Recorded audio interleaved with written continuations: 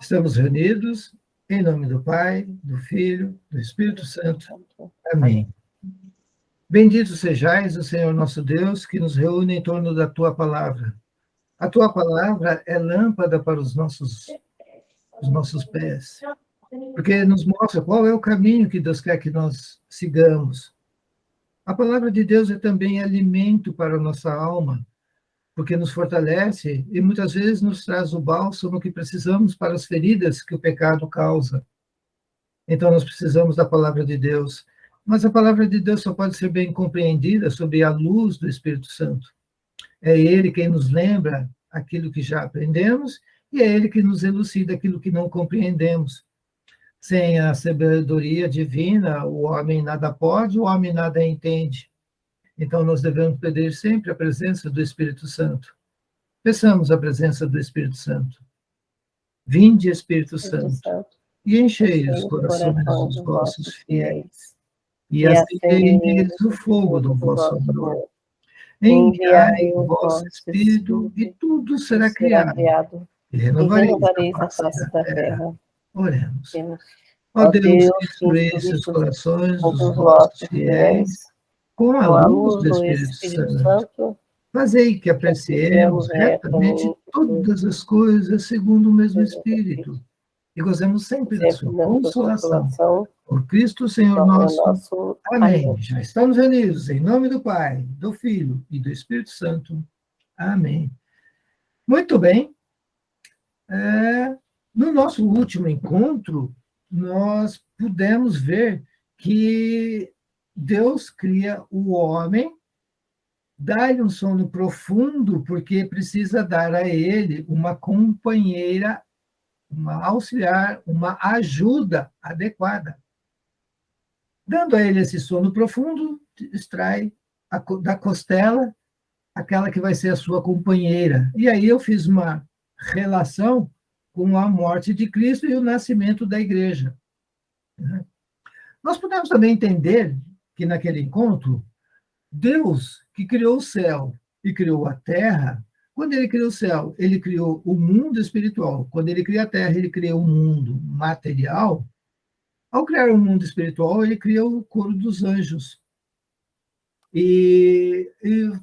Já falamos que há uma rebelião no céu. A Denise está nos acompanhando. Então, quando acontece essa rebelião, essa batalha no céu, Deus interrompe e precipita no abismo o anjo Lúcifer e todos os anjos que o acompanhavam. Até essa parte, né? São João vai nos contar no livro do Apocalipse. Denise, boa tarde. Tudo bem, Denise? Não ouvi, está sem som. Está sem som. Está sem som. Esqueci até de ligar o som. Não é, Seja eu estava bem-vinda. entregando pão, meu marido fez pão.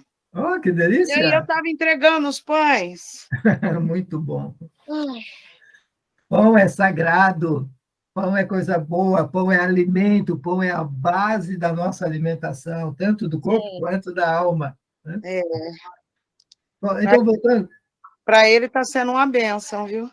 Que bom. Se faz bem para ele, isso é bom. Isso vai fortalecê-lo espiritualmente também. Então, essa batalha, ela vai continuar aqui na Terra. Quando Lúcifer é expulso do céu, ele vem para a Terra, ele vem odiando os seres humanos. Ele odeia de morte, porque ele perde aquela posição tão bela que ele tinha, né? Aquela posição hierárquica e muitos anjos admirando. E nós vimos também, nesse terceiro encontro, do capítulo 2 do livro do Gênesis, que Deus cria o Jardim das Delícias, o Jardim do Éden. Coloca lá todas as delícias. E colocou duas árvores no meio do jardim. A árvore da vida e a árvore da ciência do bem e do mal. Então, em meio a tantas delícias, ainda tem lá o pão, a árvore da vida, o fruto pão. O homem comia daquele fruto e ele não morria. Ele iria viver muitos anos, ele não iria conhecer a morte. Para que isso pudesse acontecer, Deus faz uma advertência. Você pode comer de todos os frutos, inclusive do fruto que está no meio do jardim, que é da árvore da ciência do bem. Porém, perdão, da árvore da vida. Porém, da árvore da ciência do bem e do mal não comerás, porque morrerás indubitavelmente. Esta foi a palavra de Deus, indubitavelmente, ou seja, sem dúvida alguma. Então, nós percebemos que de 9 coros que somariam ali, mais ou menos, sem querer ficar brigando por causa de números, alguma coisa como 8 trilhões, que fossem 6 trilhões de anjos, nós percebemos que a terça parte cai, ou seja, 2 trilhões mais ou menos.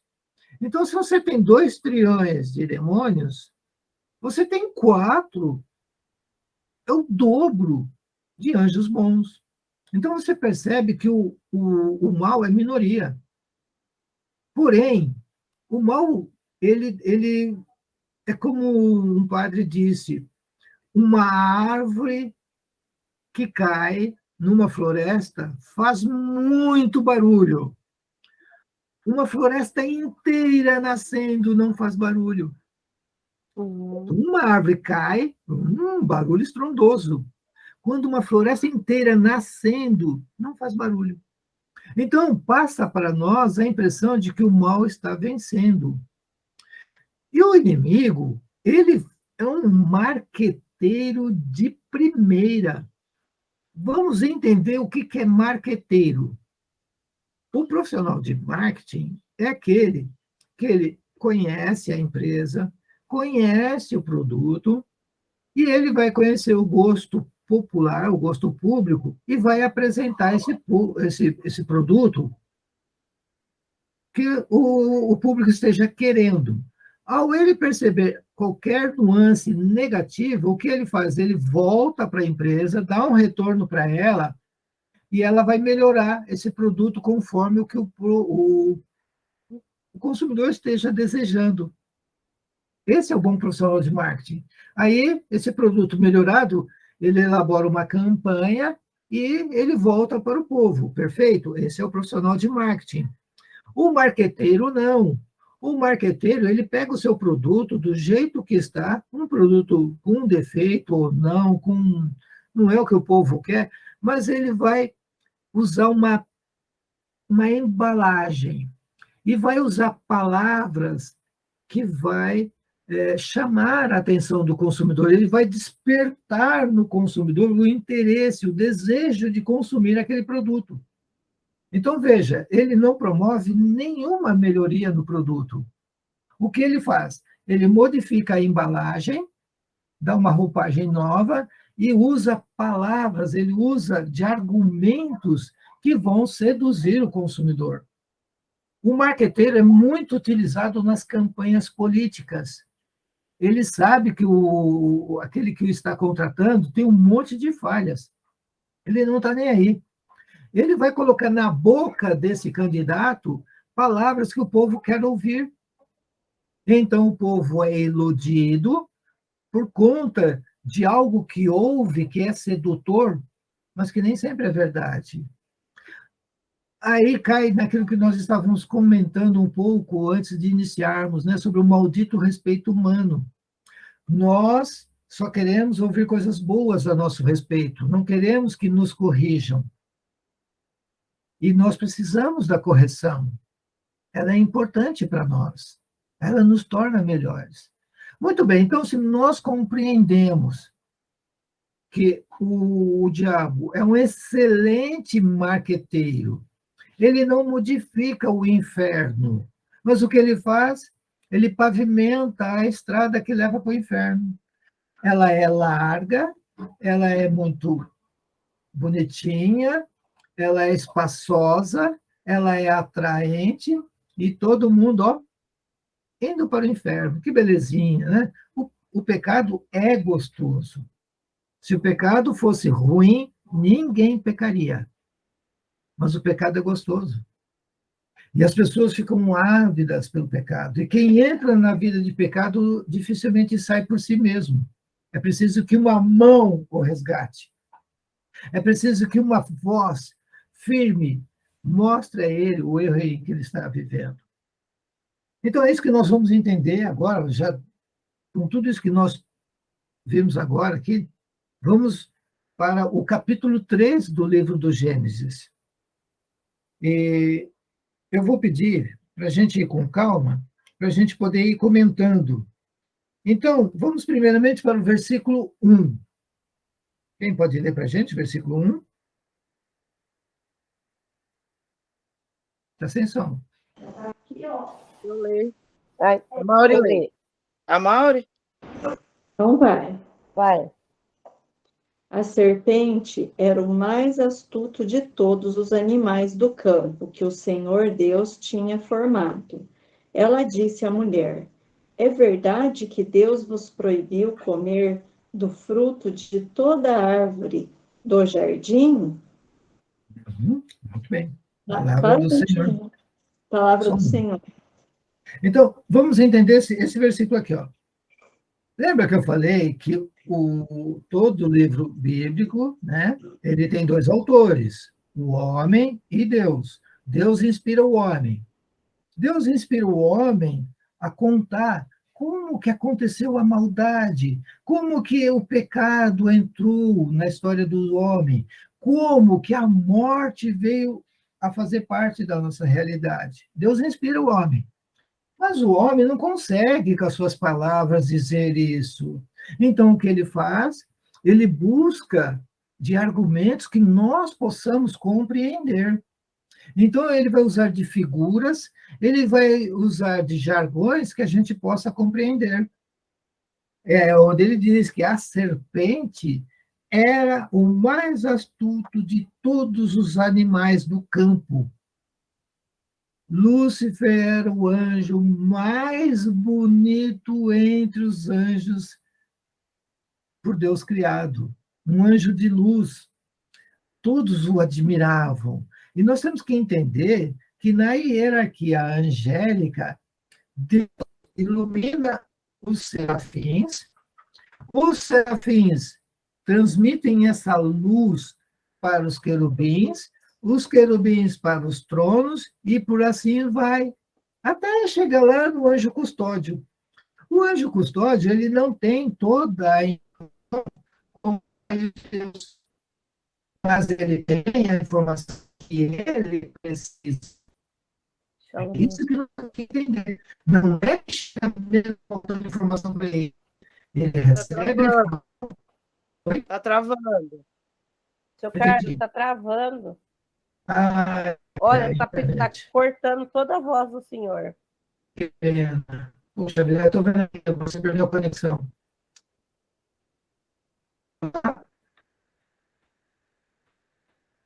E agora? Ah, que pena. Acho que é tempo de chuva que está se aproximando. É, Aí, alguém agora me voltou voltou. normalidade, agora está normal. Puxa vida, vamos ter muito esse problema, viu? É, mas vamos intercedendo, né? Que Vamos, isso. É vamos assim que intercedendo funciona. enquanto o senhor fala. Vamos rezar uma Muito- Ave Maria, né? Isso. Ave Maria, cheia de graça, Graça, o Senhor, Senhor é é convosco. convosco. Bendita Bendita sois vós entre as mulheres, e bendito é o fruto do vosso ventre, Jesus. Santa Maria, Mãe de Deus, rogai por nós, pecadores, agora e na hora de nossa morte. Amém. Amém. Muito bem. Vamos tentar continuar. Se vocês puderem me avisar, né? Faz assim, ó, que eu já entendo que está cortando. Bom, então, continuando, O que nós percebemos aqui é que Deus está nos contando que aquele que era o mais astuto, o mais bonito, né, ele vem seduzir a mulher no jardim do Éden. E aí o homem, não sabendo explicar tudo isso, ele diz a serpente, que era o mais astuto, né, de todos os animais do campo, disse a mulher, veja, o que ele está fazendo aqui? O que o diabo está fazendo no paraíso? Segundo, ele disse, essa não é a forma de Deus criar? Ele está querendo criar alguma coisa. O diabo está querendo imitar a Deus.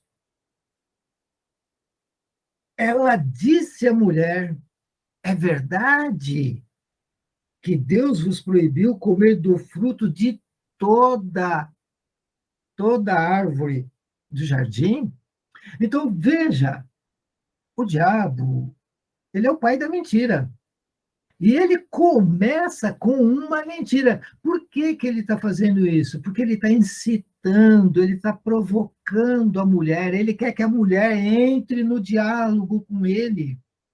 Então ele começa com uma mentira para ela dizer: não, não é bem assim.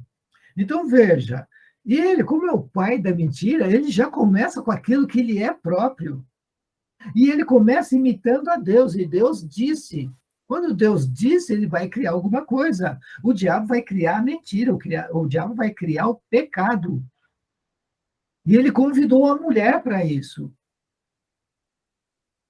Vamos seguir no diálogo? Agora o versículo 2 e 3. 2 e 3. Você lê, Denise? Leio.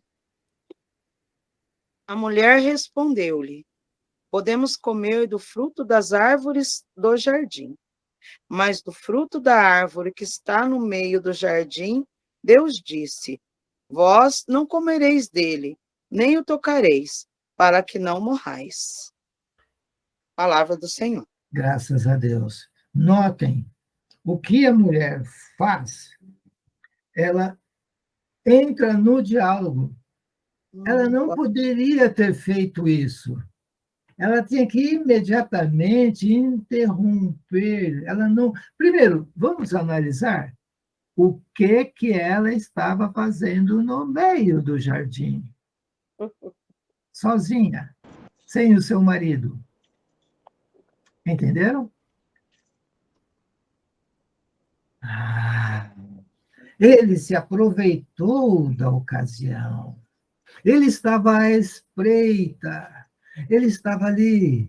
Ele sabia que ela, com a sua curiosidade natural, ela estava suscetível às suas seduções.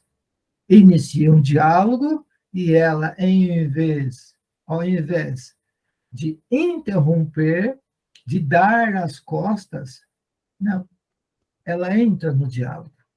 Mas ela falou a verdade, ela não mentiu, e ela disse exatamente o que era. Então, por quê? Porque nós fomos feitos para o bem. Nós não fomos feitos para a mentira. A mentira não é parte do homem. Isso é coisa do pai da mentira. Bom, então, ela está dizendo que Deus disse, olha, não come, né? Senão vocês vão morrer. Vamos ver o versículo 4 e 5. Posso ler? Por favor. Oh, não, tornou a serpente. Vós não morrereis, mas Deus bem sabe que no dia em que dele comerdes, vossos olhos se abrirão, e sereis como deuses, conhecedores do bem e do mal. Palavra do Senhor. Graças a Deus. Veja, o diabo, percebendo que a mulher estava suscetível à sedução, ele vai em frente. E ele é tão ousado, tão abusado, que ele, o pai da mentira, Inverte. Deus é que é mentiroso. Ele diz que Deus é mentiroso. Tá dormindo? Dormindo. Não. Ele coloca assim, ó. Oh, não! Vós não morrereis. Então, veja, o que o diabo disse? Deus mentiu para você. Deus te enganou. Ele falou que você ia morrer. Nada disso. Guarda para você ver. Você vai continuar viver. Aliás, mais do que isto. Mais do que isso. Os seus olhos vão se abrir. Você não está enxergando as coisas direito. Você não está vendo bem. Coma. Os seus olhos vão se abrir e vocês serão como deuses. Então veja que o diabo está fazendo uma sedução. Mirela está chegando entre nós.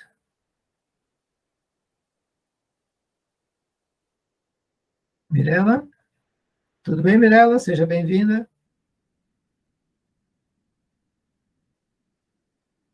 Então, continuando. Desculpa, gente, eu entrei antes, não tinha o link, eu comecei a envolver aqui na faxina, me perdoa.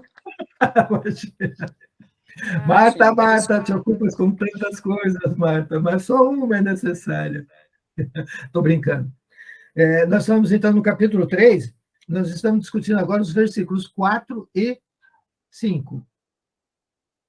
Então, veja, o diabo, que é o pai da mentira, agora ele inverte o papel e fala que Deus é mentiroso.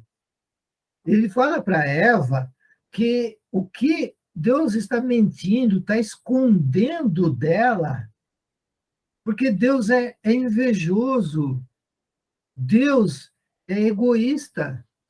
Olha o que ele está fazendo. Prestem atenção nisso. Olha, o que ele está fazendo? Ele está acusando a Deus daquilo que ele faz. Como é que os marxistas se comportam? Alguém já teve um diálogo com um marxista? Ele te acusa daquilo que ele faz. Fascista! Você é fascista! Isso, exatamente. Enche de perguntas.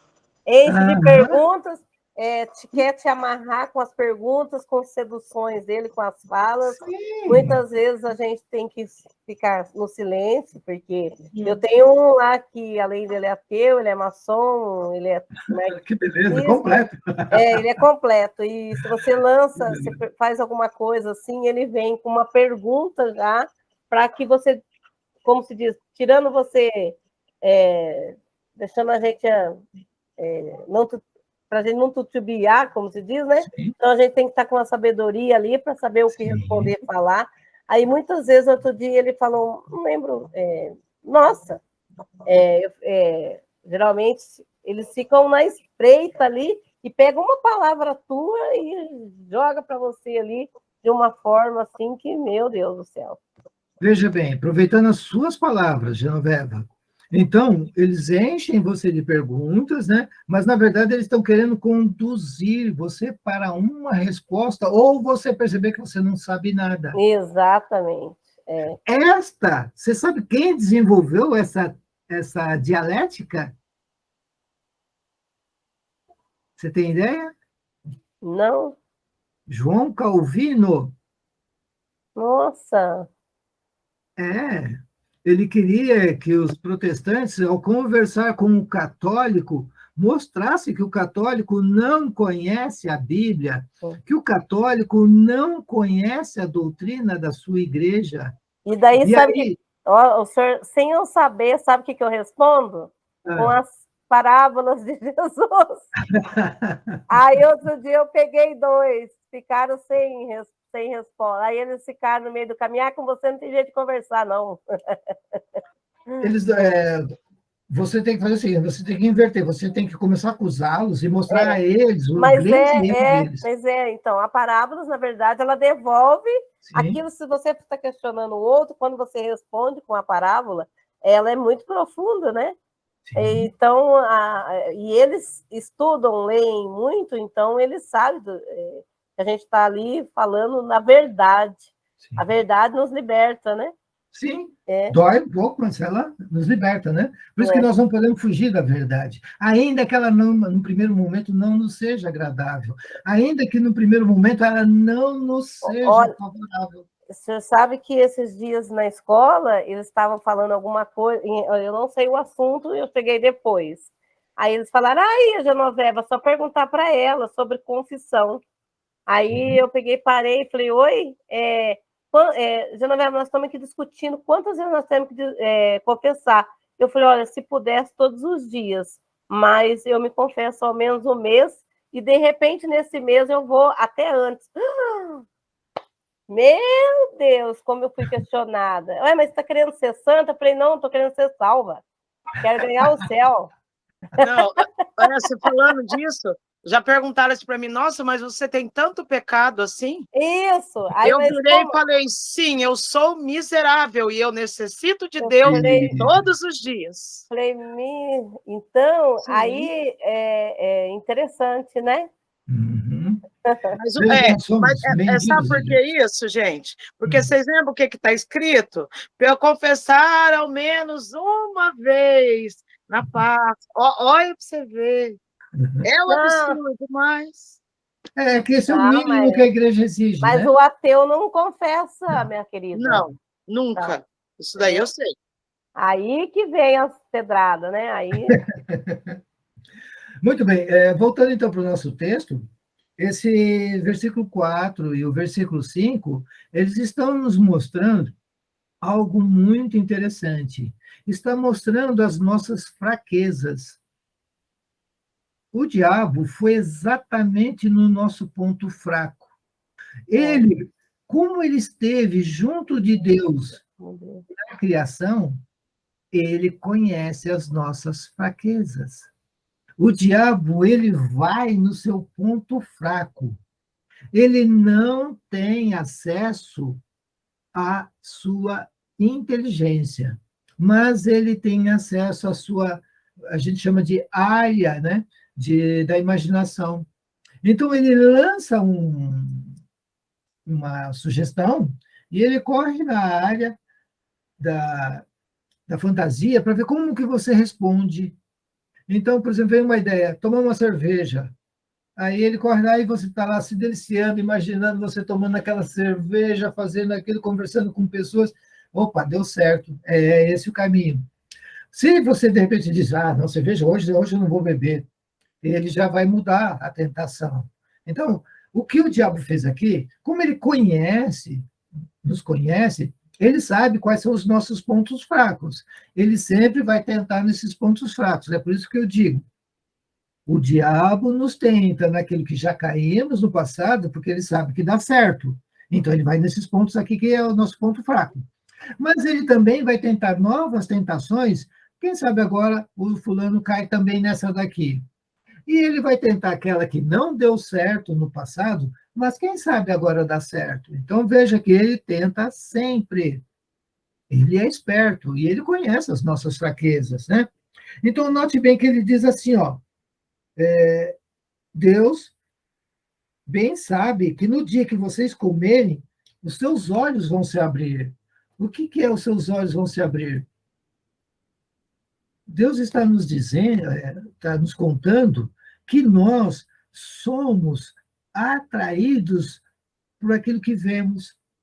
Você vai passando, tem um casal discutindo, você para e quer ver. Você vai passando e tem uma situação qualquer, você para e olha. Você passa em frente a uma vitrine, vê um produto, olha, se sente atraído. Veja como uma das concupiscências que nós mais cedemos é a concupiscência dos olhos. Dos olhos. Uhum. No dia em que dele comerdes, seus olhos se abrirão. Você vai ver tudo. E aí vem o segundo ponto fraco nosso. Isto ecoa até hoje em nossos ouvidos. e serão como deuses. Estamos constantemente tentando colocar Deus fora da nossa vida e nós ocuparmos o lugar de Deus. Nós queremos nos centrar no trono de Deus e governar. Como que Deus deixa surgir o câncer em criança que acabou de nascer? Como pode uma velhinha idosa sofrer tanto na hora da morte? Mas como é que pode?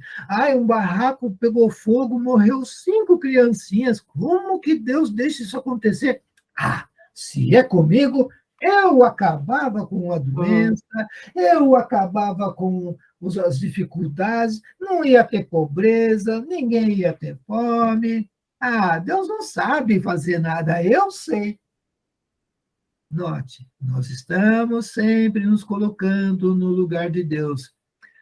No dia que dele comerdes, seus olhos se abrirão e sereis como deuses. Muito bem, acho que ficou bem clara essa passagem aqui, né? Como é complicado. Carol, tudo bem, Carol? Chegou tarde? Oi, Carol. Coitada, estava no sítio e sem bateria. Oi, gente. Oi. Eu tô no sítio ainda, eu tô indo embora agora. Tá. Só que minha bateria tá 9%. Então, Nossa! não sei quanto tempo eu vou conseguir continuar aqui. Uns 10 minutos no máximo, dependendo do tempo do celular. Nós estamos no capítulo 3 do livro do Gênesis, tá? Vemos os versículos 4 e 5. Tá, agora, eu vou escutando. Tá bom. Então, nós vamos agora para o versículo 6 e 7. 6, 7, acho melhor já incluir o 8, hein? Do 6 até o 8. Quem pode ler? Mirella, que acabou de chegar, que tal?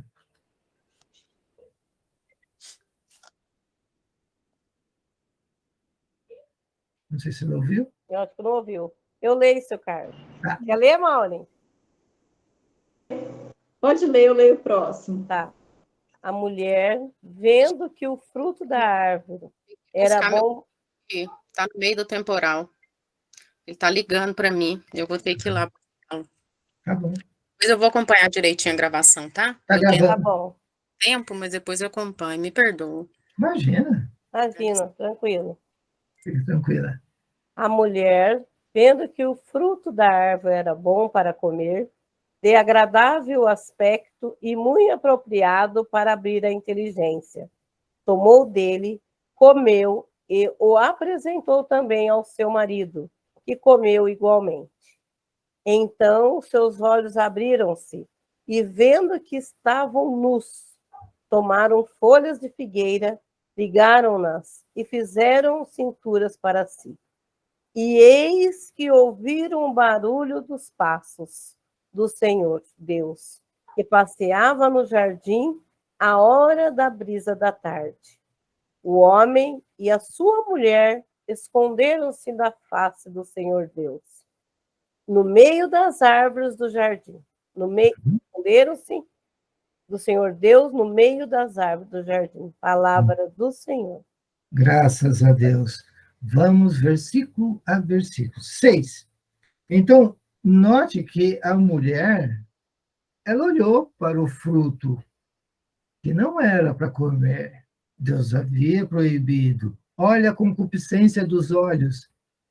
Aquilo unido às palavras tentadoras, então o ouvido ouviu, os olhos, todos, já 2 sentidos se moveram, se inclinaram para o pecado. Note que você está envolvendo o corpo, boa parte do seu corpo agora.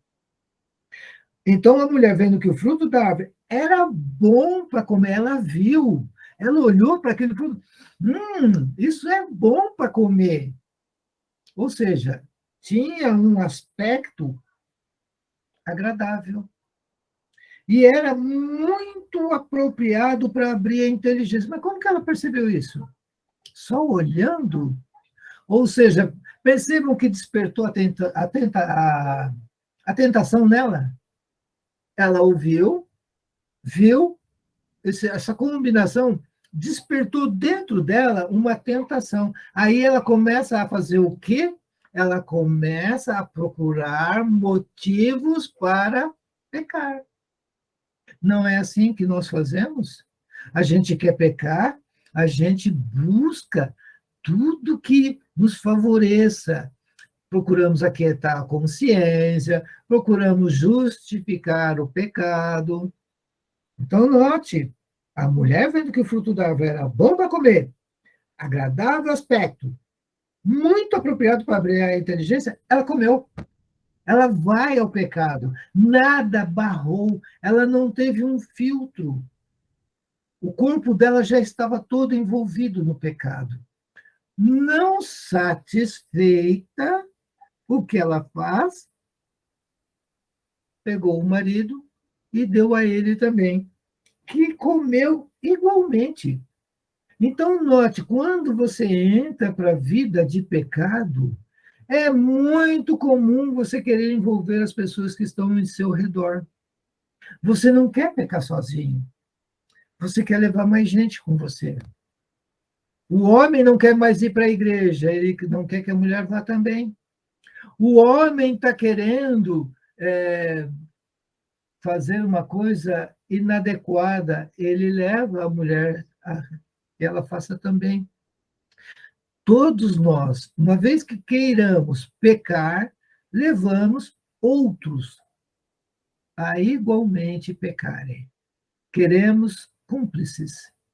Não queremos que ninguém nos diga não. Nós vamos buscar quem concorde com o nosso erro. O diabo sabia disso. Versículo 7. Os olhos dele se abriram. Como o diabo disse? Claro, ele sabia também. Ele esteve junto com Deus na criação. Ele sabia que os olhos iam se abrir. Só que aí acontece o quê? Eles percebem que estão nus. Como assim? Quando você peca, logo depois que você peca, em seguida, você percebe a miséria que é o pecado. Começa um arrependimento. Você acaba de pecar e já, em seguida, aquilo que Deus inscreveu na sua alma, porque Deus quer que você seja santo. Aquilo faz com que você entre já no arrependimento. Não é para você ficar se deliciando e querendo mais, esse não é o normal, porque você já vai ter, já que, veja bem, você não encontrou fora de você barreiras que te impedissem de pecar, Deus colocou dentro de você um dispositivo que impede que você continue nessa vida de pecado. Quando você vê um viciado em drogas, é porque ele rompeu essa barreira. Ele não ouviu mais a si mesmo. Então, ele continua constantemente em pecado. Então, veja que Deus quer que todos sejam salvos. Por isso ele colocou dentro do homem esta lei, escreveu essas leis, é mais de uma. Porque Deus também escreveu no homem o desejo de conhecê-lo. Muito bem, mas continuando então. Quando os dois comem, eles veem que estão nus. E aí o que eles fazem? Querem cobrir a nudeza. Na verdade, eles viram a miséria que eles estavam vivendo por conta do pecado. Aqui, os santos padres, olha que interessante, os santos padres nos dizem o seguinte, que Deus nos deu vestes celestiais e que nós estávamos prontos para a eternidade, para viver a eternidade com Deus. Por isso que Deus fala, não coma do fruto da ciência do bem e do mal, senão vocês vão morrer. A morte impede isso. Então, naquele momento que eles entram no pecado, eles perdem aquelas vestes celestiais, não estão mais prontos para a eternidade. Compreenderam? Olha como os santos padres são inteligentes. A gente percebe essa coerência. Poxa, mas como que os dois não sabiam que estavam nus? A partir do momento que eles desobedecem a Deus, que eles entram no pecado, eles olham e veem que estão nus e procuram vestir a sua nudez. Por que que eles querem vestir a nudez? Porque eles perderam as vestes celestiais que Deus deu. Então, quando ele perde aquilo que Deus dá, ele tenta prover por si mesmo. É o homem tentando reparar do seu jeito aquilo que Deus tinha dado e que ele perde. É o homem que tem a cidade de Deus, mas quer construir a sua cidade, a cidade dos homens. Não é isso que Santo Agostinho nos ensina? Continuando. Versículo 8. Ouviram o barulho dos passos do Senhor Deus, que passeava no jardim. Gente, que miséria! Deus passeava no jardim com eles. Caramba! Eles tinham a visão beatífica, coisa que no primeiro momento os anjos não tiveram. Incrível. Olha só, está dizendo que Deus passeava no jardim à hora da brisa da tarde. O que isso quer dizer? O cara que escreveu isso, ele tem uma experiência de deserto que vocês não imaginam. A vida dele é no deserto. Os palestinos, eles estão muito perto do deserto. Então, ele sabe que no deserto funciona assim, ó. Eu vou falar isso mais vezes, porque mais vezes será necessário nós voltarmos nesse ponto que eu vou dizer agora. De manhã, é uma delícia o clima. Por volta do meio-dia, vem uma pequena brisa. À tarde é incandescente. É um calor tremendo. Chega em determinadas épocas do ano, conforme o lugar do deserto, a fazer 50 graus. À noite começa a esfriar. De madrugada chega a fazer menos 8 graus. Vocês sabem o que é isso? Você ter 50 graus centígrados à tarde e menos 8 graus de madrugada? Esta é a vida no deserto. Guardem isso, porque nós vamos precisar dessa informação mais tarde. Então, o que esse homem está dizendo é o seguinte, que Deus visitava os seus amigos sempre na hora da brisa. É antes de começar o maior calor do dia. É antes de começar aquela parte extenuante, cansativa, que enfraquece o homem, que o calor da tarde exaure as suas forças. Então, antes que o homem se perdesse de vez, Deus vai visitá-lo. É antes de você tomar aquela droga pela segunda vez. É antes de você trair o seu marido, a sua esposa de novo. É antes, porque você só olhou para ela e agora você está gerando o pecado dentro de você, Deus vem te visitar. Porque ele é seu amigo. E o Senhor Deus que passeava no jardim à hora da brisa da tarde, por volta ali do meio-dia, um pouquinho antes da 1 da tarde, porque a partir da 1 da tarde começa o calor escaldante. Então percebe que Deus quer te salvar? Deus não quer que você se perca. O Adão e Eva, eles fizeram tangas para si e ouviram os barulhos. O que vai acontecer assim que eles ouvem que Deus se aproxima? Deus está vindo ao seu encontro. O homem comum hoje, ele morre de medo de pensar na morte. Ele tem um medo da morte violenta, mais ainda da parousia. Quando ele sabe, entende o que é a parousia, ele tem muito medo.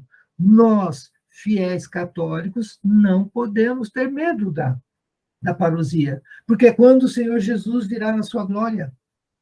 É quando vai acabar todas essas dores, todas essas doenças, todas essas maldades, tudo isso vai acabar quando Jesus vier em glória, na parousia. Nós não temos que ter medo. Mas Adão e Eva parece que ficaram incomodados, né? Ficaram incomodados. Então, vamos para o versículo 9 e 10. Quem pode ler? Eu leio. Mas o Senhor Deus chamou o homem e perguntou-lhe: Onde estás? E ele respondeu: Ouvi o barulho dos vossos passos no jardim. Tive medo porque estou nu e ocultei-me. Palavra do Senhor. Graças a Deus. E você, Carlos, aonde você está nessa vida de pecados? Deus perguntou para Adão e Eva. Onde estás? Em que momento da vida você se encontra hoje? Acabou de pecar? Ou você está se preparando para pecar de novo? Eu digo que os pais de hoje querem tanto controlar os seus filhos, eles dão um celular e fica ligando. O filho, quando sai, vai passear. Filho, onde é que você está? O que você está fazendo? Não, vocês conhecem casos como esse que eu estou citando. O ideal seria você educar os seus filhos para você saber em que situação, que momento da caminhada com Deus eles estão. Se você souber, você não vai se preocupar onde eles estão fisicamente. Se você ensina bem o seu filho, se você o educa para o céu, você não precisa saber aonde ele está, porque você sabe que ele está caminhando para Deus. E Deus, então, vai te perguntar, onde estás? E você saberá responder aonde você está. O Adão deu uma resposta terrível. Ah, eu ouvi o barulho dos seus passos. E tive medo. Ô cretino, filho de uma mãe, como que você vai ter medo de Deus? Você sabia que era Deus?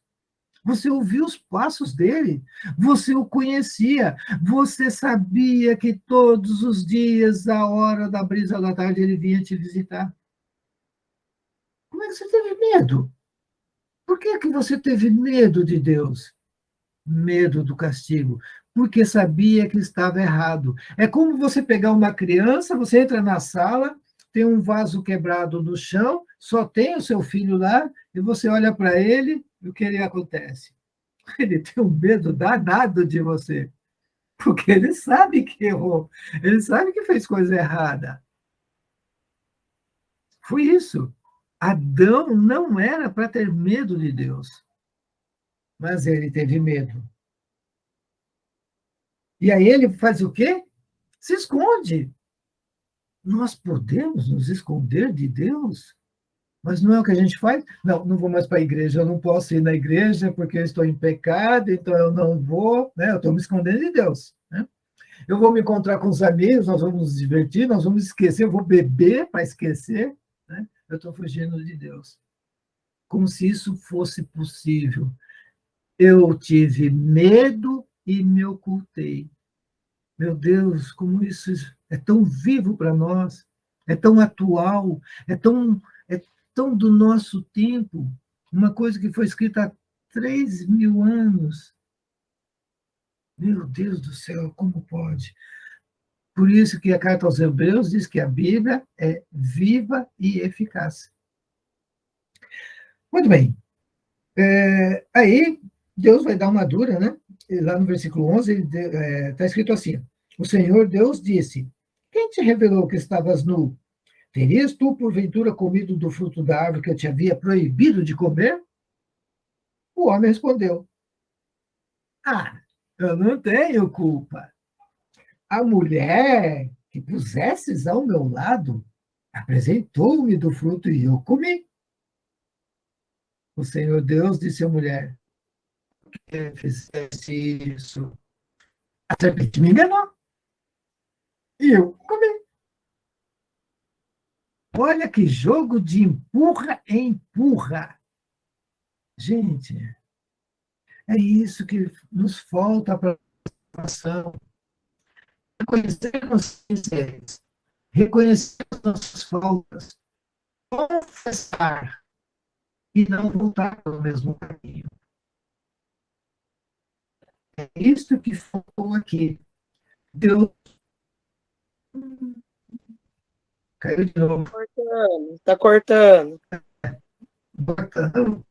Puxa vida. Só um pouquinho.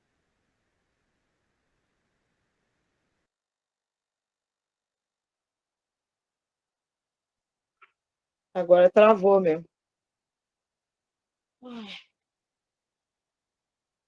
Travou a imagem. Eu acho que o tempo da. Porque tá rodando o tempo, né? A gente, se sair lá fora, você vai ver, tá bem escuro. Ah, então. Aqui já tá descendo água. Não, Olha, aqui não. Fui lá salvar o Pedro, ele foi caminhar, começou a chover, eu fui lá salvar, mas deu para eu ir ouvindo tudo. Você vê. Pode chover daqui para noite mesmo, não faz mal, não. Né, Genoveva? Pode chover, não dá nada, não, né? Descansa, né? O jardim. No Esbórnia também. Sempre, o jardim. Som e mais som lá, hein? Olha lá, o Ricardo voltou. O jardim ferve. Então, deixa a água cair. Continuando? Sim. Sim, agora Então, normal. veja. Que bom. Eu falei, hoje ia ser difícil, eu sabia, eu senti isso. Sim. Então, perceba que esse jogo de empurra, empurra não serve para nada. É você tentando se esquivar da culpa, dizendo que a culpa não é sua. Ah, a culpa eu bebi demais porque o meu amigo me chamou para beber. Ah, eu falei mentiras, eu fofoquei porque a minha amiga me convidou. Ou seja, nós estamos sempre tentando tirar a culpa dos nossos ombros e colocar nas costas de alguém. Quando você faz isso, você está cometendo um grande erro, né?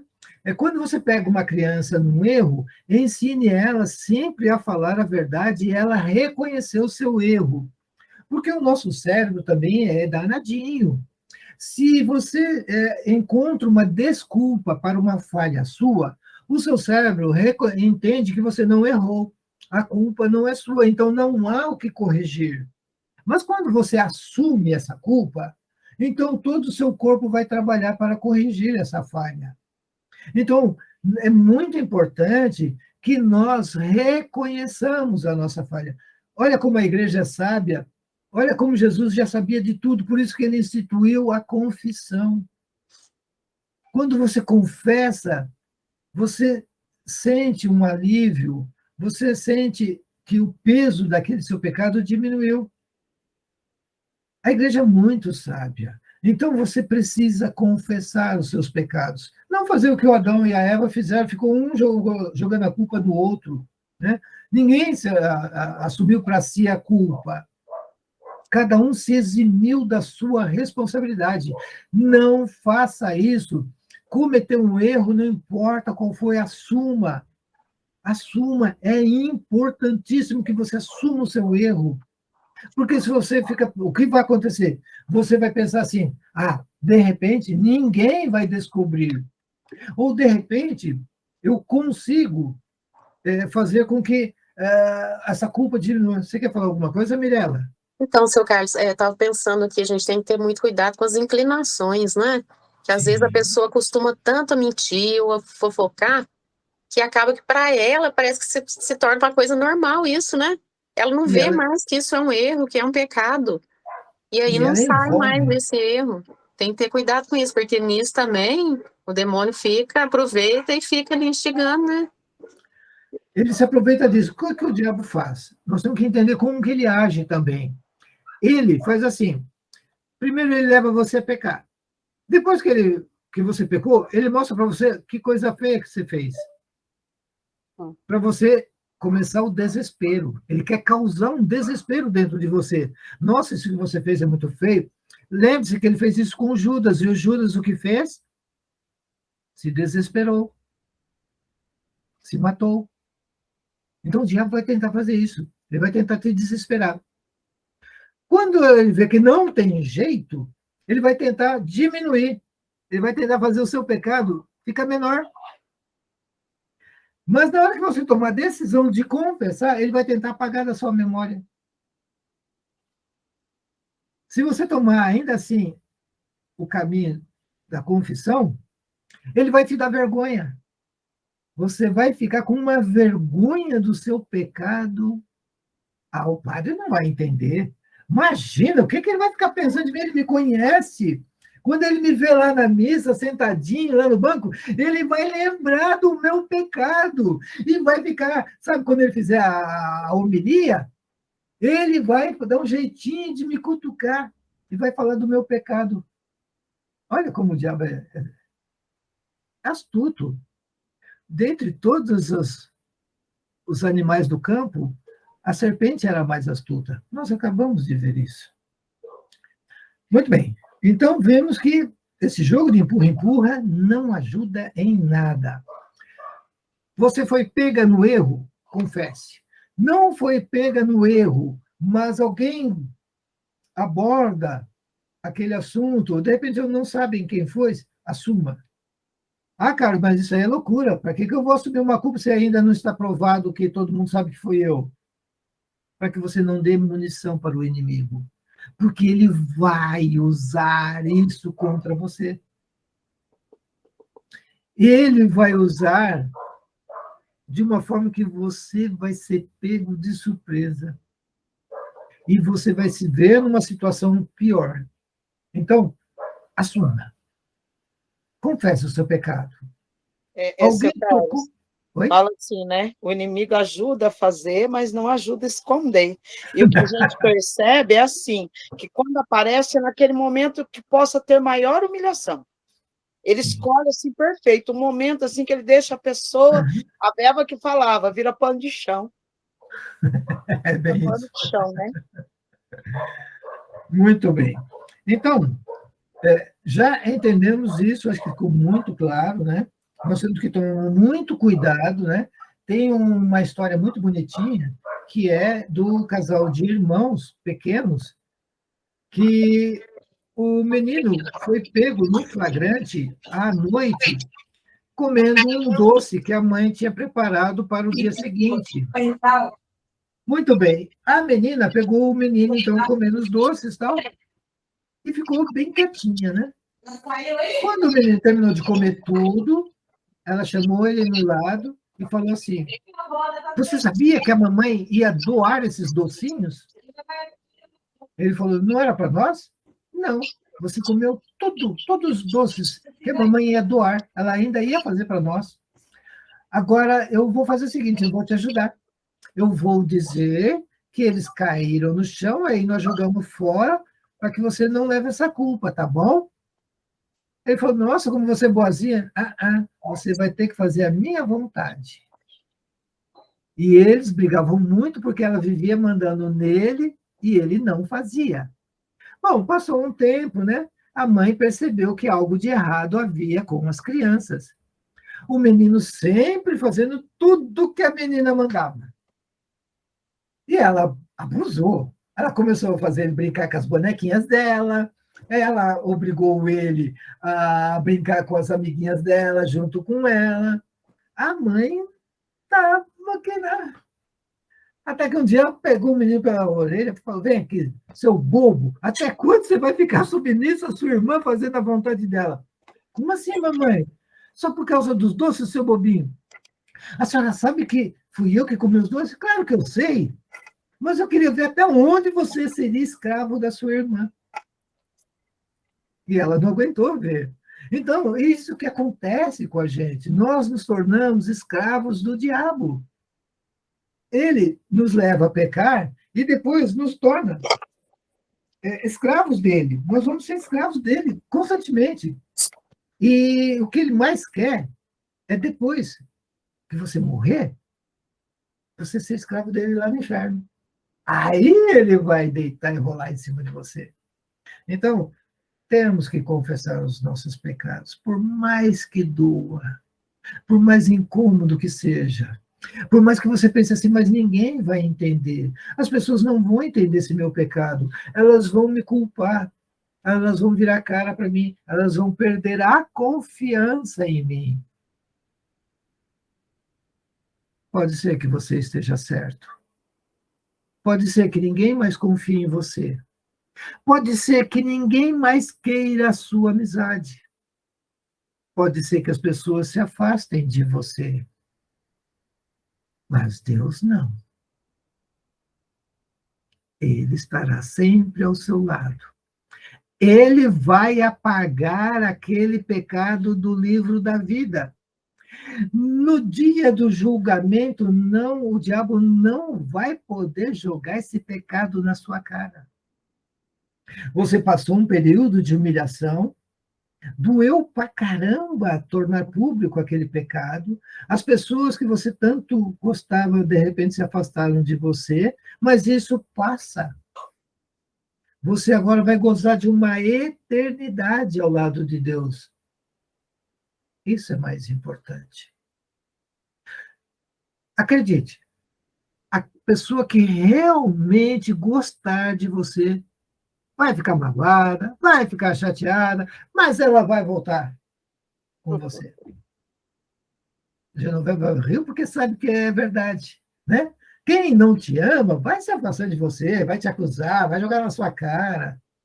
Mas quem realmente te ama, o teu marido, a tua mãe, o teu pai, os teus filhos, vão voltar. Perdoa.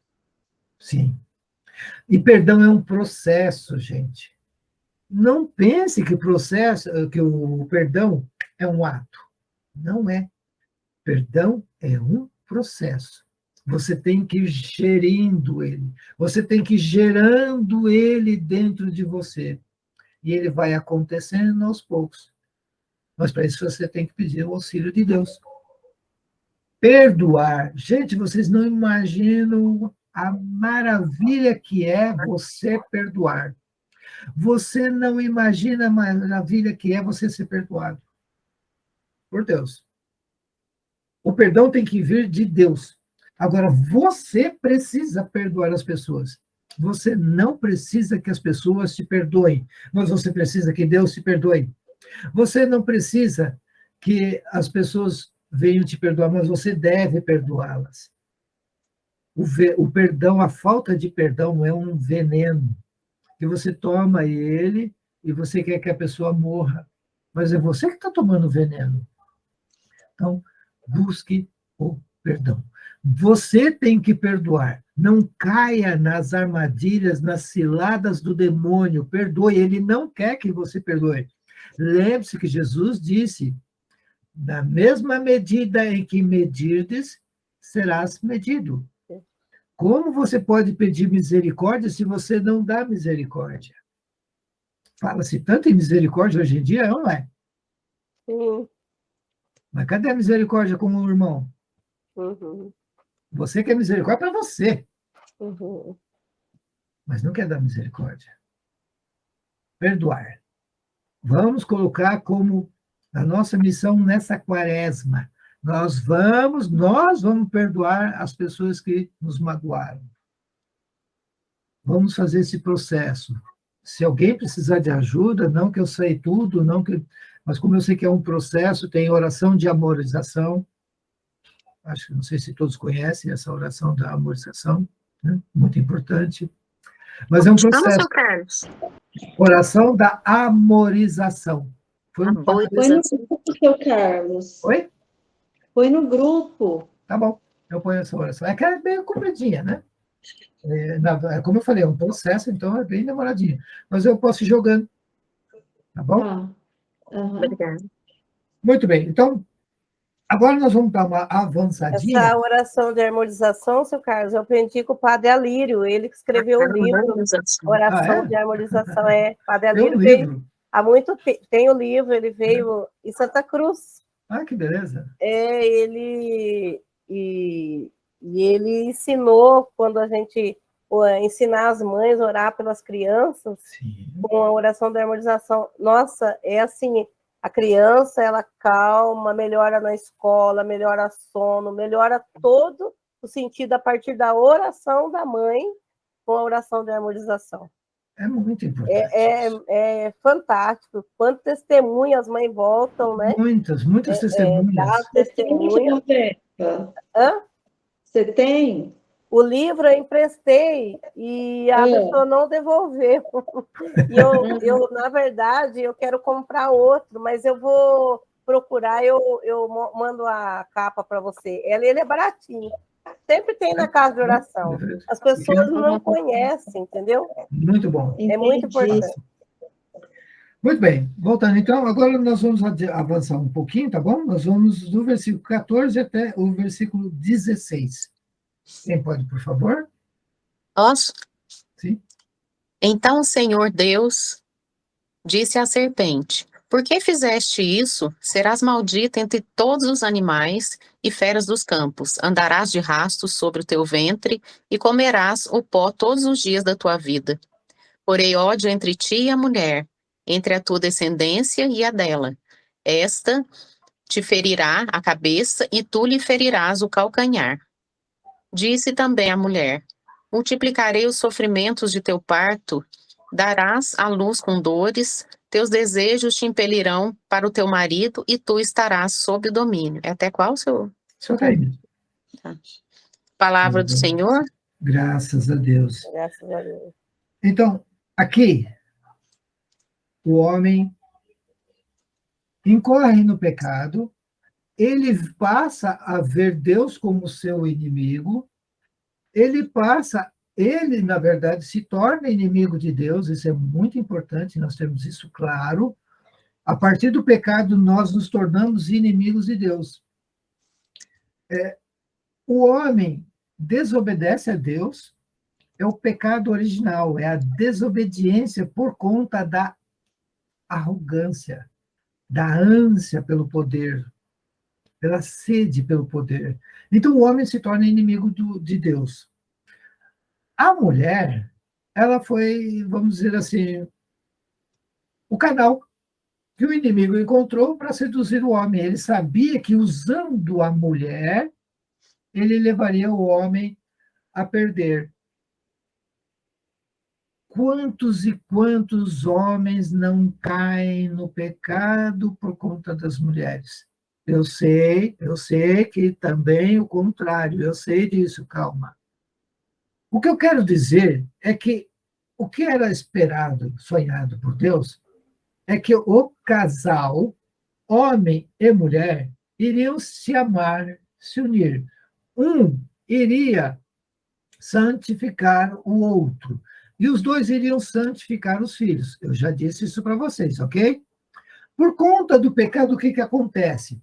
A mulher leva o homem a pecar. No que ela leva ele a pecar, o diabo está atacando a família. Por tabela, aqui ele pega a família, que é a célula, é onde nasce o padre, é onde nasce o santo. Agora ele quer que nasça o pecador. Então, perceba que o que o inimigo está querendo fazer com isso, ele usou a mulher para seduzir o homem. Ele entra com uma mentira porque ele sentiu que ela era, vamos dizer assim, o lado mais fraco, né?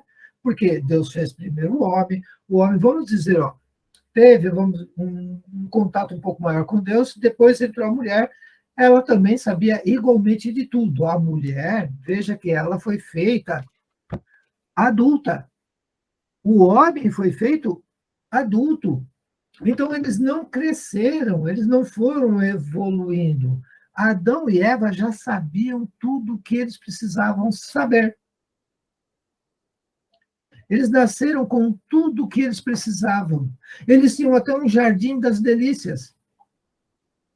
Nós estávamos como os anjos. O anjo nasce adulto, ele sabe tudo. Então, Adão e Eva tinham dons preternaturais, gozavam da visão beatífica, viviam sem a morte. Note que nós estávamos quase como os anjos. Tínhamos as vestes celestiais. O homem perdeu tudo isso por causa do pecado. Olha quanta coisa ele... O Adão e Eva, eles tinham um dom. É o dom capta, cabeça. Tudo que acontecesse com Adão e Eva iria acontecer com a humanidade. Adão e Eva receberam o dom da santificação e iriam transferir isso para os seus filhos. Por conta do pecado original, isso foi interrompido. Então, agora, e é isso que nós vamos ver, vai ser dada uma sentença, porque o homem perdeu tudo isso. Todas essas... Ele perdeu aquele jardim das delícias, ele perdeu as vestes celestiais, ou seja, ele não tem mais pureza. Ele que sabia tudo que ele precisava saber, agora não, ele vai ter que crescer, ele vai ter que evoluir, ele vai ter que aprender. Lembre-se que o pecado acontece primeiramente na alma e depois é no corpo. O diabo vai na alma, lança a sedução, a alma com desejo de pecar leva o corpo a pecar.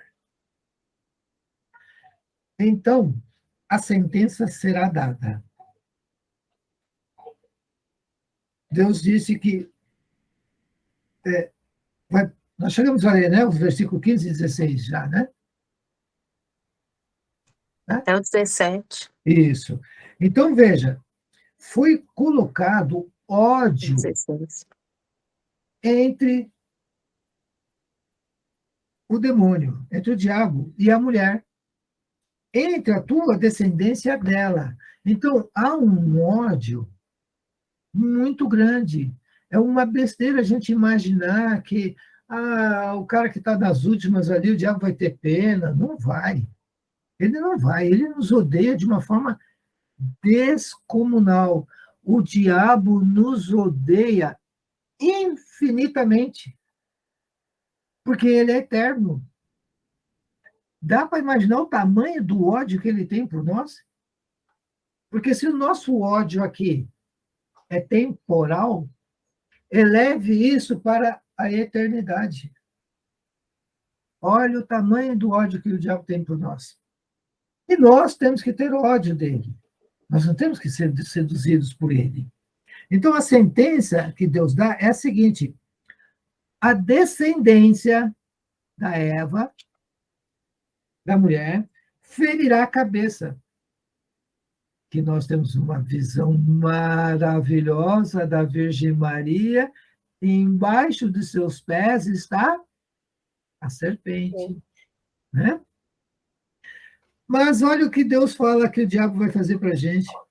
E tu lhe ferirás o calcanhar.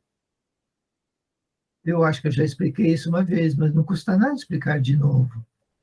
Quando você tem os seus pezinhos machucados, você não consegue caminhar direito, você manca.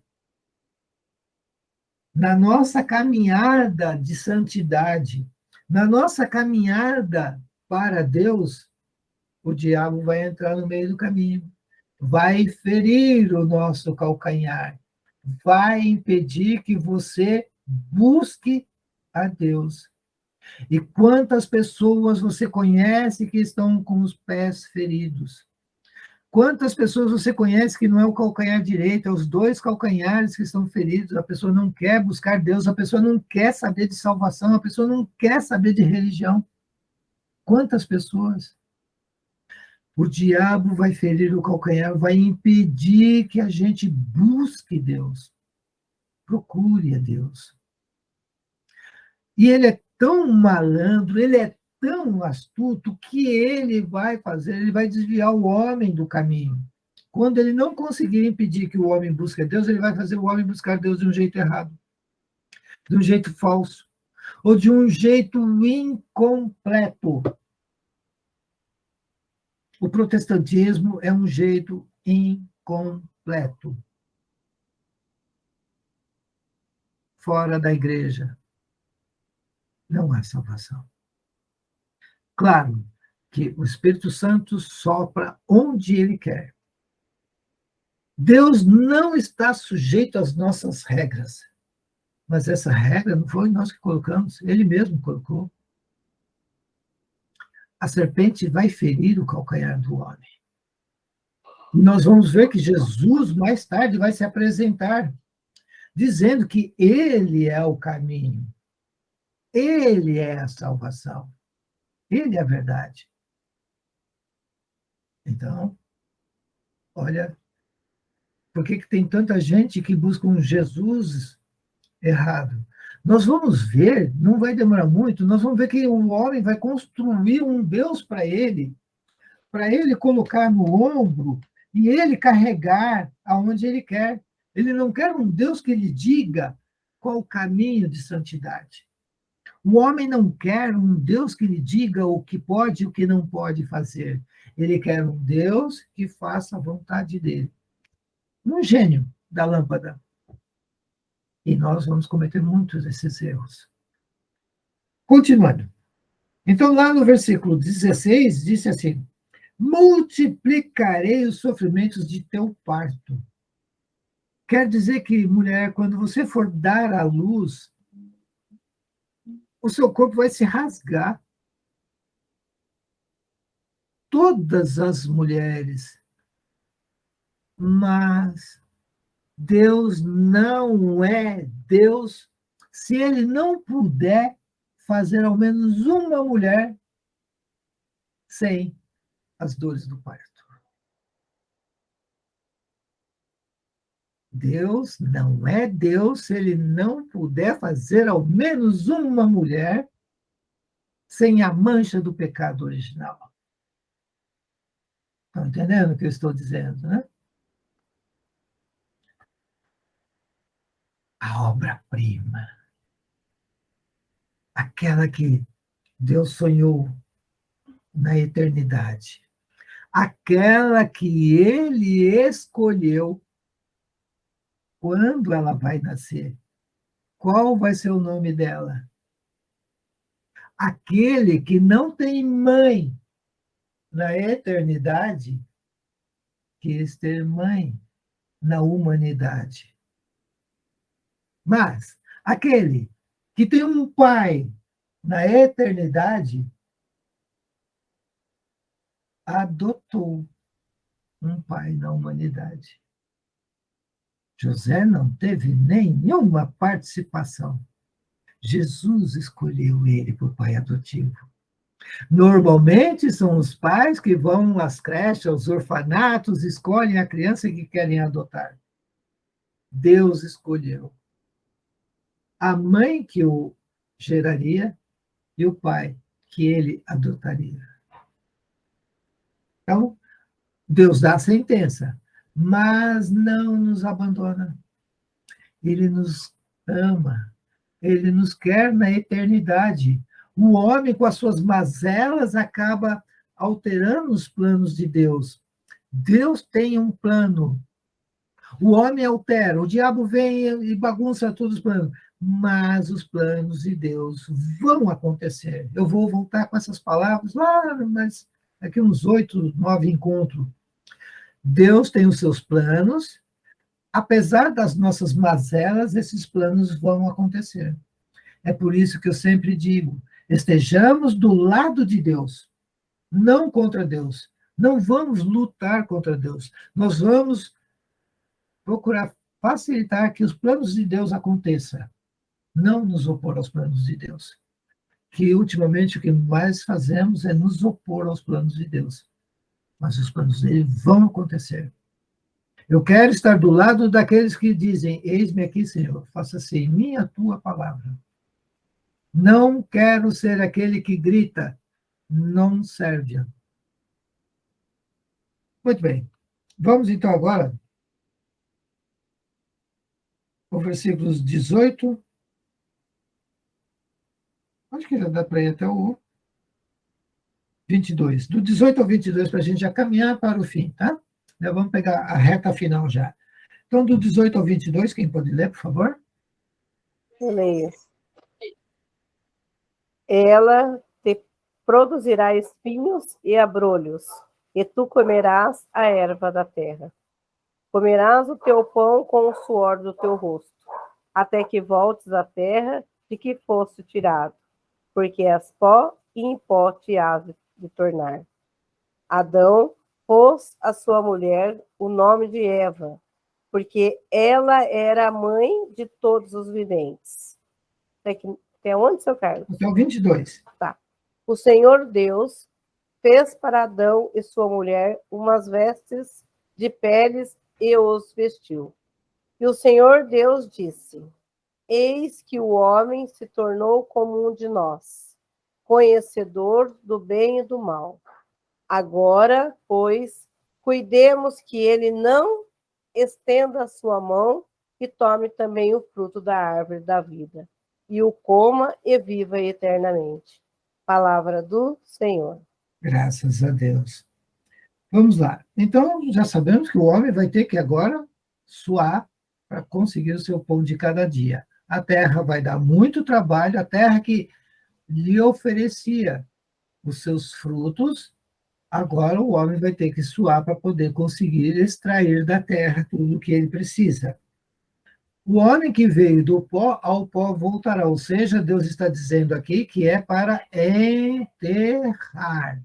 Não é para queimar, é para enterrar.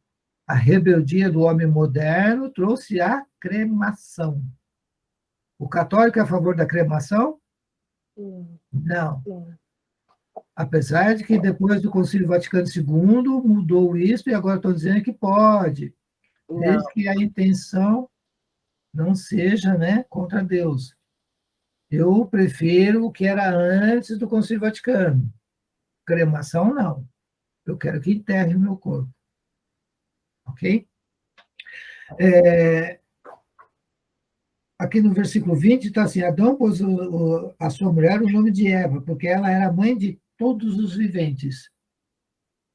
Então, Eva, em hebraico, é Ish, que também serve para dizer humanidade. Quando o hebreu vai falar mulher, ele diz Ish. Quando ele vai falar humanidade, ele fala Ishi. Ele só estica um pouquinho mais o I. Ele estica na pronúncia. A escrita é a mesma, ok? No hebraico. Então, aqui está dizendo que a mulher a Eva é a mãe da humanidade, ou seja, é ela, não tem esse negócio de que estava, sabe, uma humanidade nascendo aqui na Terra, e aí, quando a Eva e o Adão chegam, já tem toda uma civilização. Tudo começou com os dois. É isso que o católico deve acreditar. A despeito de qualquer outra coisa que a ciência tente mostrar, provar, nós temos que ter a nossa fé. E nós temos que entender que Deus nos revelou isso. E os santos padres sustentaram isso durante séculos. Não tem como eles mentirem, nos enganarem, não tem como eles se enganarem, ok? Aqui, o versículo 21 é muito importante. Vocês lembram que o Adão tinha feito uma liga de parreira para se vestir? Quando ele viu que estava nu? Lembram-se? Acho que está lá no versículo... Acho que é 18, 9... Enfim, Adão e Eva fazem vestes para si. Olha o que o homem faz. A roupa que você fez para você não serve. Eu vou fazer uma roupa para vocês. E Deus dá aos homens vestes de pele. Deus dá uma nova pele. O homem que tinha as vestes celestiais fez para si uma tanga, que é uma coisa horrível, uma coisa feia, e Deus dá roupas que lhe cubram o corpo. Mas o homem está de novo descobrindo o corpo. De novo o homem está usando parreiras. Mal cobre o corpo. Mulheres, me ajudem. cubram o corpo. Não deixe ele tão à mostra.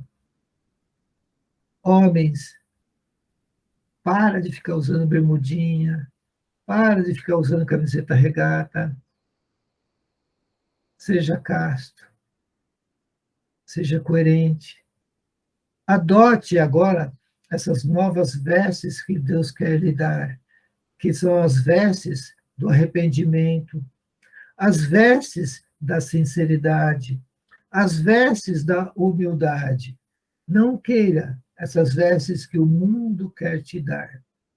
Não aceite essas vestes, porque elas são insuficientes e elas são aquilo que vai te afastar de Deus. E não é isso que acontece? Olha as nossas modas como estão. Roupas rasgadas, decotadas, curtas. Mas Deus quer te dar outras vestes. O mundo está querendo com essas roupas, é isso que eu quero que vocês entendam. Eu não estou falando da roupa em si, é o que ela traduz. A roupa rasgada diz que você é uma miséria. A roupa curta diz que você só tem isso, só tem corpo, você não tem mais nada. Não, nós temos alma. Você é dono do seu corpo, você faz o que você quer, você expõe, você faz tatuagem, você... Não. Não. Aceite as vestes que Deus te dá. Da honra, da sabedoria, da virgindade, da pureza, da humildade.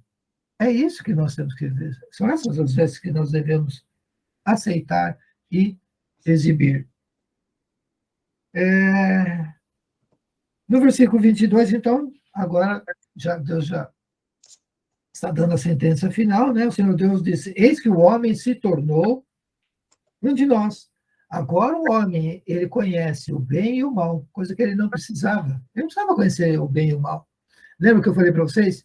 O homem não tem o direito de escolher entre o bem e o mal. Não.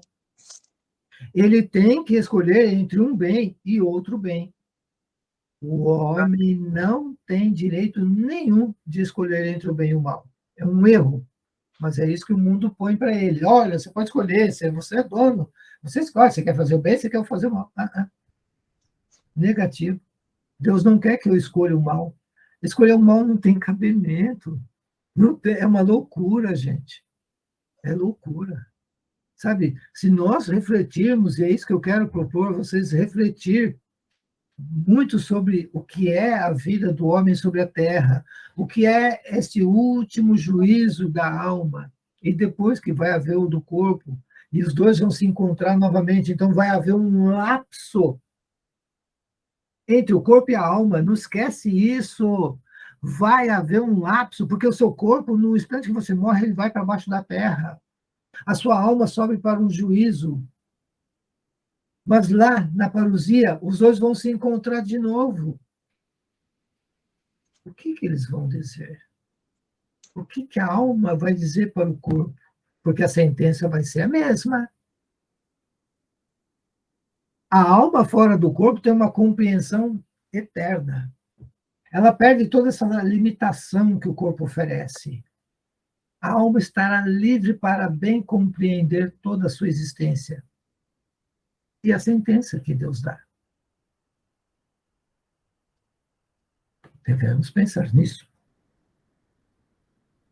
Bom, então, o que Deus faz? Cuidemos para que ele não estenda a sua mão e tome também do fruto da árvore da vida e coma, e viva eternamente. Então, Deus, é que os santos padres sempre entenderam, e nós vamos ver isso mais para frente de novo, que essa árvore da vida, o fruto se chama frutopão, é o pão da vida. Mas Deus, ele mesmo vai nos dar esse pão. O homem não vai mais comer. Os santos, olha só que coisa, hein? Os santos padres, num determinado momento, eu não lembro que século foi, acho que foi no século VI, porque foi assim, ó, agora é uma catequese litúrgica que eu vou fazer com vocês. Até os primeiros séculos, a hóstia era entregue na mão dos comungantes. Aí, a igreja, ela vinha evoluindo na espiritualidade. Ela entendeu que as nossas mãos são sujas. Como que nós vamos tocar o corpo de Cristo com as nossas impurezas?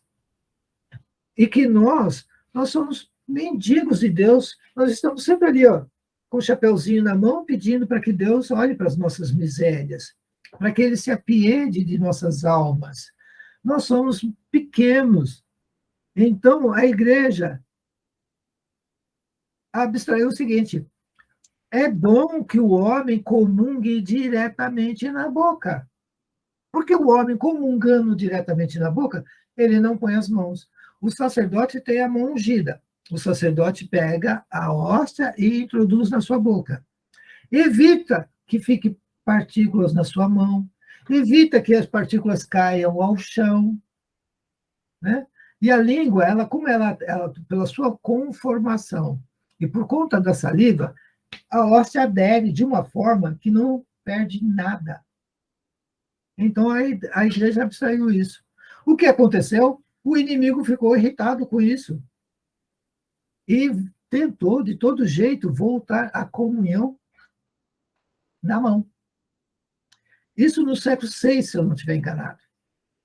No século VII, acabou essa discussão, ficou claro que era a doutrina da igreja comungar de joelhos e diretamente na boca, mostrando que nós somos dependentes de Deus. O homem moderno veio e começou na Alemanha, em 1920, o hábito de comungar na mão e em pé. Sabe qual foi o argumento? Olha que argumento bonito, gente. Olha, você é filho de Deus, você está forte na fé, você não é mais criança para receber comidinha na boca, você é adulto na fé, você vai comer na mão. Perceberam que argumentos aparentemente válidos fizeram cair argumentos saudáveis para a nossa alma? A minha alma entendia que eu sou pequeno diante de Deus e que eu ainda tenho muito que crescer. Havia toda uma adoração. Eu me colocava de joelhos na frente da hóstia, que o padre vinha colocar na minha boca, eu entrava em adoração, eu abria a minha boca para que aquele pelicano me alimentasse, mas isso, no século VI, foi um problema sério. E voltou agora em 1920. E voltou agora em 1960 pelo Vaticano para toda a igreja.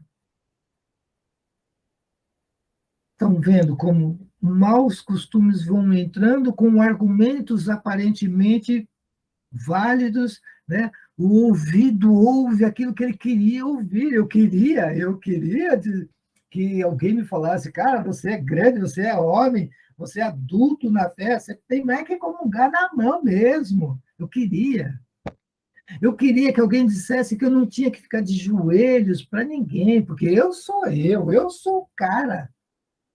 Eu tenho Deus dentro de mim, eu sou o máximo. O homem está no centro da religião. Não é mais Deus. Então, percebam que argumentos sedutores vão entrando e nós, por falta de catequese, por falta de ensinamentos, como dizia Oséias, acho que é capítulo 3 ou 6, agora não lembro. Meu povo padece por falta de quem os ensine.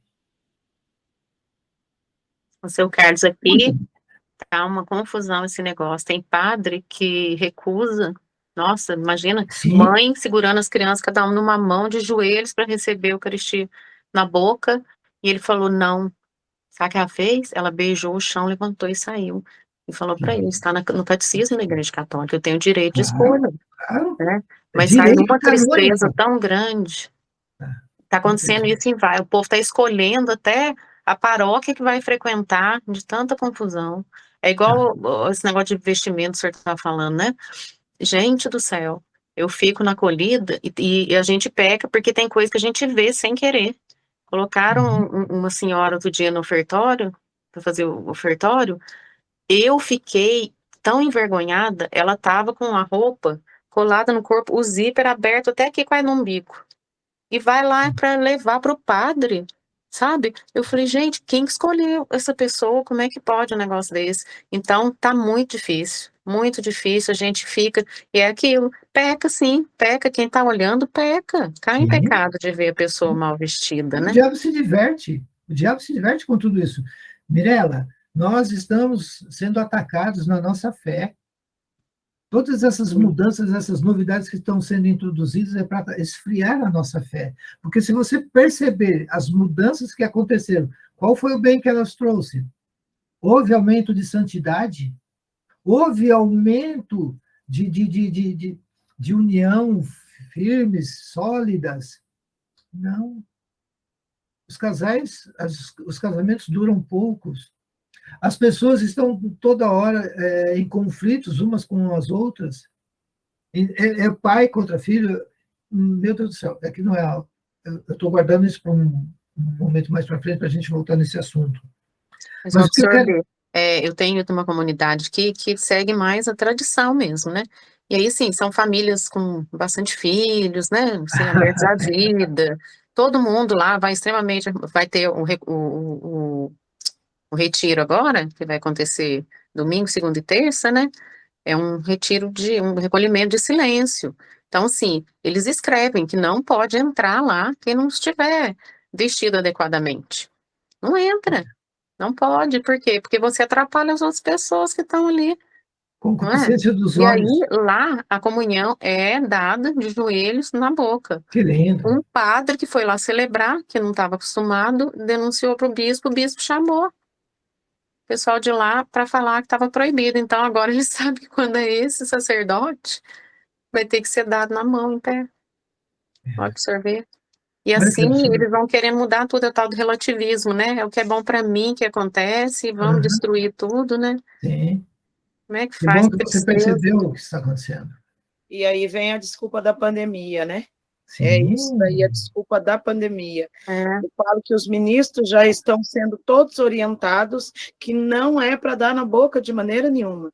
E já veio a lei, né, que foi proibido no Vaticano de se dar na boca a Eucaristia, de joelhos. Lá não pode. Olha que situação.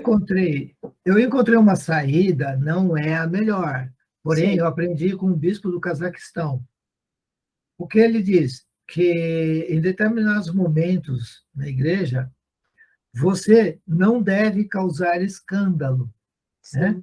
É muito importante que os pequenos não se escandalizem por conta. Você sabe o certo, você sabe qual é. Então, você não deve, né? Então, ele ensinou isso e eu passei a praticar a partir de então. O que eu faço? Eu me ajoelho, não faço o trono, não. Eu estendo a mão direita, elevo e digo, Senhor, eu não sou digno de ti. E aí eu recebo nessa mão, e nessa mão eu trago e levo à boca. Veja, eu não fiz aquela história da pinça. É isso que vocês têm que fugir, a pinça. Cuidado, a pinça é do inimigo. É o inimigo que usa as tenazes. Lembra, Genoveva? Lembra a hora que nós falamos sobre as tenazes do diabo? Sim. Então, nós temos que fugir da pinça, ok? Então, o que eu faço? É a mão, põe na mão. Isso. Bem estendida. Olho bem para ver se não ficou nenhum vestígio. Com a língua eu procuro. Tenho certeza que não tem? Agora eu entro em adoração. A adoração, gente, é no mínimo 10 minutos a 20 que Jesus estará dentro de você. Você não pode, sabe, voltar a cumprimentar as pessoas. Não, volta para o seu banco, continue recolhido. O padre vai dar os avisos, deixa ele dar os avisos. Né? Quando ele fala, oremos, levanta, Sim. mas em adoração. Quando ele fala que manda você sentar, que você vai estar em adoração, e ele fala que vai dar os avisos, não nem presta atenção nos avisos. Não é nada que você não possa descobrir depois. Não é. Não é nada tão importante. Continue em adoração. Saia da igreja em silêncio, em adoração, porque Jesus ainda estará contigo. Substancialmente eu estou falando. Não estou nem falando espiritualmente. Quem não pode comungar, fica o tempo todo de joelhos fazendo a sua comunhão espiritual. Não está podendo comungar? Não tem problema. Faça a sua comunhão espiritual. Muito bem, então, só para a gente encerrar, vamos para os últimos 2 versículos, 23 e 24, que hoje acabei estendendo um pouquinho demais, e também com todos esses problemas que teve, cai a internet, isso e aquilo. Quem pode ler esses 2 versículos para nós? Eu leio. Vamos lá. O Senhor Deus expulsou-o do jardim do Éden, para que ele cultivasse a terra de onde tinha sido tirado. E expulsou, e colocou ao oriente do jardim do Éden querubins armados de uma espada flamejante, para guardar o caminho da árvore da vida. Palavra do Senhor. Graças a Deus. Deus é maravilhoso. Deus expulsou o homem do jardim, mas não o expulsou da sua presença. Deus colocou anjos querubins para tomar conta agora do paraíso. Deus não desfez o paraíso. Ele colocou guardas lá para que esse paraíso continuasse incólume, íntegro. Vocês estão entendendo? Deus tem planos para nós, o jardim está lá. Por que anjo querubim? Porque acima dele só tem um, que são os serafins. Ou seja, se um anjo pequenininho se levantou e disse: Michael, quem como Deus? Imagina se o Lúcifer pode com um querubim. Ninguém mais vai entrar lá no paraíso, ele está reservado para nós.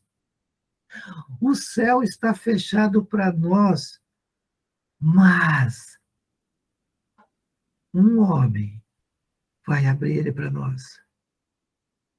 É isso que eu quero convidar vocês. Venham comigo. Vamos ver essa história, vamos ver como isso vai se desenrolar, como é que nós vamos conhecer esse homem que vai abrir o céu para nós e como que ele vai fazer para ele abrir esse céu para nós. Lembra de João? Eis que eu vi o céu se abrir, o Espírito Santo descer em forma de pomba, e uma voz dizer: eis o meu filho amado, no qual eu ponho todo o meu agrado. O céu vai voltar a se abrir para nós. E nós vamos poder entrar nele. Não vai ser fácil. O inimigo vai nos morder o calcanhar. Vamos ter muitas dificuldades, mas nós vamos conseguir. Porque ele virá em nosso auxílio. Ele quer que todos sejam salvos, apesar de que ele sabe, nem todos serão salvos. Acho que a gente pode terminar por aqui, né? Eu acho que a mensagem foi dada, nós pudemos chegar à compreensão de como aconteceu da morte entrar em nossa história. Deus alertou. Sim? Só gostaria de fazer uma ressalva. A semana que vem, acho que a Genoveva e eu, nós vamos estar num retiro, no sábado e domingo. Sábado e domingo? No domingo, acho que até às 3, mais ou menos, né, Genoveva? Eu acho que é. Olha, o que vocês colocarem ali no grupo, eu vou acatar. Se vocês concordarem de repente, fazer ou no domingo às 4 da tarde, ou fazer na quinta, ou fazer, sei lá, vocês é que mandam. Vamos já discutindo. Vamos conversando lá entre isso, sobre isso, tá? Daqui a pouco eu vou postar o texto que eu escrevi, eu espero que gostem, né? Eu fez uma meditação sobre a morte de um jeito um pouquinho diferente, que não é muito comum a gente fazer, mas para que ele ajude para a gente nesse período quaresmal que nós já vamos entrar já já. Tá bem? Amém. Beleza, então? Eu vos Deus. falei em nome do Pai, do Filho, do Espírito Santo. Amém. Amém. Feliz tarde para todos vocês. Feliz tarde, feliz domingo, Deus Feliz abençoe. domingo, né? Todos. Amanhã é dia do Deus Senhor, abençoe. vamos ter um dia maravilhoso, se Deus quiser, né? Deus Amém. Que Um seja um abraço a todos, carnaval, gente. que seja um carnaval de muita oração. Gente, nós estamos de Isso. dor dobrado, gente. É isso aí. Joelho Tem dobrado. perdão, né? Tchau, É, Fiquem com pessoal. Deus. Uma santa possamos noite. entrar. Vocês todos. Amém. É isso aí. Tchau, tchau.